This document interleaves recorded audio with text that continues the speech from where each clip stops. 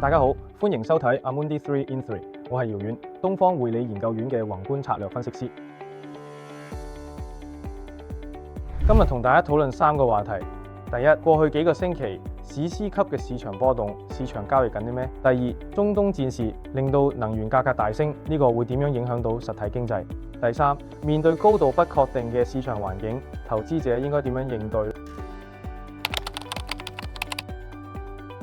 我哋認為市場嘅交易邏輯可以用以下2個框架嘅解釋。第一，喺宏觀層面，市場喺交易能源價格上升帶嚟咗滯脹風險，而滯脹會令股債相殺，股票受經濟嘅影響明顯受壓，而債券雖然可以幫手對沖經濟下行風險，但係都要面對通脹上升嘅壓力，所以喺滯脹環境之下，債券冇對沖效果，甚至好大機會好似2022年咁比股票表現仲差。喺交易層面，市場嘅邏輯就係沽晒除咗能源之外嘅所有風險資產，現金為和。黃金理論上係可以對抗滯脹，但因為前期升得太快，積聚咗大量買盤，交易已經變得好擠迫。喺避險情緒急升嘅情況下，黃金變咗做提款機，亦都蒙受咗錯殺。總結嚟講，我哋認為隨住中東戰事越嚟越膠着，能源衝擊越加嚴重，越嚟越多投資者開始交易滯脹前景，搞到現金為王，而樂觀者仍然對 TACO 抱有希望。多空博弈嘅市場整體趨向避險嘅同時，都伴隨住劇烈嘅市場波動。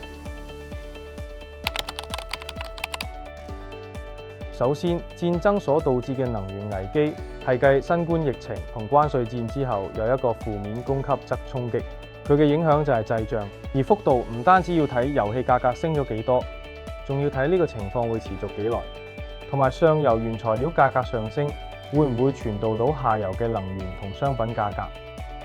以地區嚟睇，美國受到嘅衝擊相對低咗，因為佢能源自給自足，而且經濟主要係靠服務業帶動。但係油價上升就好似加咗消費稅咁，對中低收入群體嘅衝擊唔可以睇小，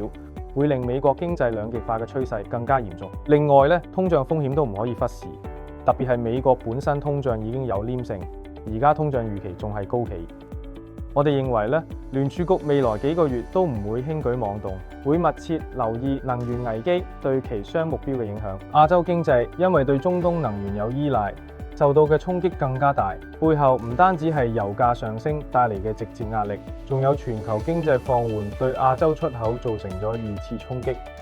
除此之外，如果有啲央行被迫加息嘅應對通脹同埋貨幣貶值，喺市場就會面對通脹上升、經濟下行同流動性收緊3重壓力，呢個就解釋咗亞洲股市同貨幣最近明顯回落嘅原因。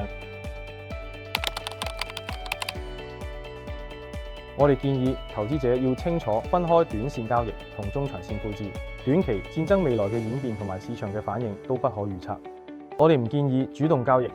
如果投資者本身持倉係超配風險資產，我哋建議減低風險敞口，增加現金儲備。可以透過能源、大宗同衍生產品嚟做適當嘅風險對沖。長遠嚟講，我哋認為多元化配置依然係應對不確定性嘅核心操作。